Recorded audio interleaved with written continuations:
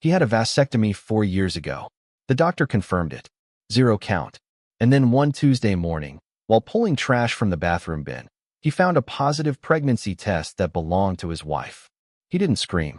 He didn't confront her. He put it back exactly where he found it, tied the bag, and drove to work. What happened over the next 22 days changed everything, not because of rage, but because of something far more dangerous. Patience. Before we get into this story, I want to ask, where are you watching from right now, and what time is it where you are? Drop it in the comments. I love hearing from people all over the world. And if you are new here and you enjoy stories like this one, go ahead and subscribe. We tell real stories about real people, and this one is going to stay with you. Marcus had a system, not because he was obsessive, but because he was the kind of man who found comfort in order. Every Tuesday morning, before leaving for work, he would pull the small bins from every bathroom in the house and combine them into the main trash bag before taking it out to the curb. He had done it that way for 6 years. It was muscle memory, the kind of task you stop thinking about because your hands already know what to do. That Tuesday in March, his hands stopped. At the bottom of the master bathroom bin, half buried under a folded paper towel, was a pregnancy test, still in part of its wrapper. The result window faced up. 2 lines. Positive. He stood there for a long time. Long enough that the morning light shifted and the birds outside changed their rhythm. Long enough that he had to consciously remind himself to breathe. His wife Diane had kept her name hyphenated after their wedding. She was particular about things like that, about having a life that felt fully hers even inside their marriage. Marcus had always respected it. They had been married for 9 years, together for 11. They had built something real, something that felt solid and layered and honest. No children, a decision they had made together deliberately, carefully, across many conversations in the early years of their marriage. 4 years ago, Marcus had made that decision permanent with a vasectomy. Outpatient procedure, 40 minutes. 6 weeks later, the follow-up test confirmed it. 0 count. The doctor had shaken his hand like a man who had just done Marcus a favor, and Marcus had believed him because there was no reason not to. He had never thought about it again after that. Until now. Until this. He put the test back exactly where he found it. He tied the bag. He walked to the curb, set it out, walked back inside, kissed Diane on the cheek while she was still half asleep, and drove to work. He did not say a word. People who hear this part of the story often ask why he didn't just confront her immediately. The answer is simple, and it is the most important thing to understand about Marcus. He did not want to give her room to work. He had been married to Diane long enough to know how fast a clear thing could become complicated when the other person was given space to shape the narrative. He needed to be certain, not in the way his body already was, not in the hollow, breathless way the truth had already settled into his chest. He needed to be certain in the documented, irrefutable, no room for explanation sense. So he said nothing, and he started gathering. That afternoon, sitting in his car in the parking garage of his office building, Marcus called his doctor and asked him to pull the records from his post-procedure test. The doctor called back within the hour. 0 count. Confirmed. Marcus thanked him, hung up, and sat there for another 20 minutes before he could make himself drive home. That evening, Diane made dinner. She turned and smiled when she heard the front door. They talked about their days. They talked about what to watch later. She reached up and touched his face the way she always did when he walked in. That small, automatic gesture that had always felt like home. He let her. He smiled back. And somewhere behind his eyes, he was cataloging everything, watching for the seams, looking for the places where the performance had been stitched together. He found nothing. She was flawless. And that, he would later say, was the most frightening part of all of it. The next morning, Marcus called a private investigator named Roy, a man who had been recommended to him years earlier by a colleague in a context Marcus had never imagined would apply to his own life. He told Roy he needed documentation. He needed to know who his wife had been spending time with, and when, and where. He needed it done quietly. He needed it fast. Roy told him he would have something preliminary within the week. What followed were 6 days that Marcus describes as the most surreal of his life. He went to work. He came home. He drank the coffee Diane set on the counter every morning. He thanked her. He kissed her on the cheek before leaving. He sat in his car and breathed before he could drive. He performed his life with the precision of someone who understood that the performance could not crack. Not yet. Roy called on day 6. He sent photographs first. Marcus opened them one at a time, slowly, in his office with the door closed. A parking lot. A restaurant Marcus recognized because Diane had told him that particular Tuesday she was having dinner with a girlfriend from her old job, and a man Marcus had never seen, opening the car door for Diane, his hand low on her back as they walked inside, her hand on his arm after. In the parking lot, the unmistakable body language of two people who knew each other in a way that had nothing to do with friendship. His name, Roy told him when he called, was Thomas, mid-40s. He worked in Diane's industry. Based on Roy's preliminary research, the two had been in contact for somewhere between 14 and 18 months. Marcus did the math the way you cannot stop yourself from doing. 14 months ago, he and Diane had been in Portugal on vacation. They had renewed their gym membership together. They had talked about adopting a dog. They had talked about the future with the easy confidence of people who believed they had won. All of that, every warm and ordinary moment of it, had been happening alongside something Diane had buried so completely that Marcus had never once had a reason to suspect. 9 years of marriage. Not a single reason to suspect. He put his phone down on his desk.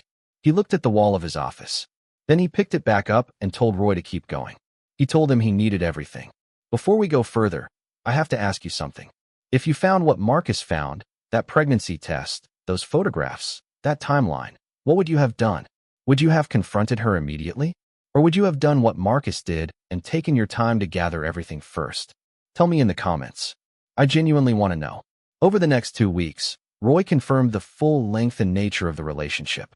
He confirmed that Thomas had known Diane was married. He confirmed specific details about the timeline that made the pregnancy test land with a devastating kind of precision.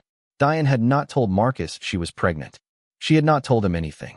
The test had been in the trash, and she had presumably made a decision about it without a single conversation with the man she had promised her life to. Whether that was because she knew he would immediately understand what it meant, or because she had simply, quietly, stopped considering him in the most personal parts of her life, Marcus did not know. He was not sure which answer he would prefer. On the 22nd day, Marcus called his attorney.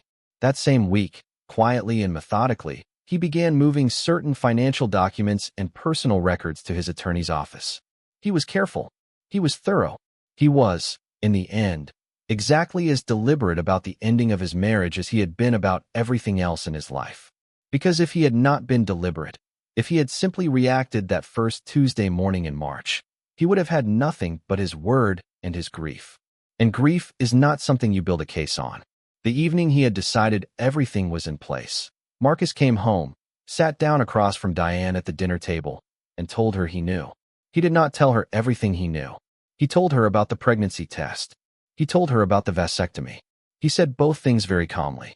And then he stopped talking and let the silence do what silence does. Diane did not deny it. That surprised him, even knowing everything he knew by then. He had still been braced somewhere deep in his chest for the alternative version, the one where she reached for an explanation, where she rearranged the facts into something that could be argued. Instead, she sat very still and looked at the table. And then she looked at him. Her face had the expression of someone who had been carrying something so heavy for so long that being found was almost a relief. She said she was sorry. He said he knew. And that was the end of the conversation. He slept in the guest room that night. He had already arranged everything he needed. There was nothing left to say that the paperwork would not say more clearly. The divorce took 11 months. It was not uncomplicated. There was a mediation session in a room with beige carpet and a bowl of mints on the table where Marcus sat across from a woman he had loved for over a decade and negotiated the division of a shared life. He does not call her a monster. He has been careful about that. People do devastating things, things that break and fundamentally alter the lives of the people around them, and they are still, at the same time, people. He does not have access to what she told herself in the space between choosing and acting. He only has his side. His side is this. He found a pregnancy test on a Tuesday morning. He had a vasectomy 4 years earlier. He spent 22 days gathering the full shape of something he already knew. And then he sat down at his own dinner table, told the truth out loud, and let everything fall the way it needed to fall. He lives alone now. The house is quieter than he knew a house could be. He makes his own coffee. He takes out the trash on Tuesdays by himself. Some mornings he stands in the bathroom doorway in the early light and thinks about that Tuesday in March, the way everything looked exactly the same and was already completely different. He thinks about all the Tuesdays before it, all the times he had moved through that same routine without looking, without seeing. He is not bitter. That is the thing that surprises people most when they hear his story. He is not angry in the way people expect him to be. What he is clear. He knows now what it means to live alongside someone and believe you understand the life you share and be wrong. Not careless wrong. Not naive wrong. Trusting wrong. The kind of wrong that happens to people who love someone fully and without suspicion, the way love is supposed to work. He has had to tell himself more than once that trust is not weakness. That believing someone who had given you every reason to believe them is not a failure of judgment. It is just what love looks like at its edges. And sometimes, at its edges, love has a little blindness in it. That blindness is not the lesson. The lesson is what you do when the blindness lifts. When the small, ordinary thing in the bottom of a trash can rearranges everything you thought was real. Marcus did not collapse. He did not rage. He did not act before he was ready. He gathered. He documented. He prepared. He waited until he was standing on solid ground before he spoke. And when he finally spoke, he said only what was necessary. Quietly, clearly, without cruelty. He walked out of that marriage with his dignity fully intact and with everything he was legally entitled to, because he had been careful enough to make sure of it before a single word was said out loud. That is the part of this story that people do not talk about enough.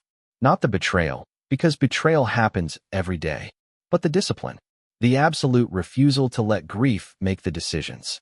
The choice to feel everything and still move slowly, still think clearly, still protect himself before the other person even knew he had started. He paid attention to something small, and that small thing saved him from losing far more than a marriage. It saved him from losing himself in the chaos of someone else's choices.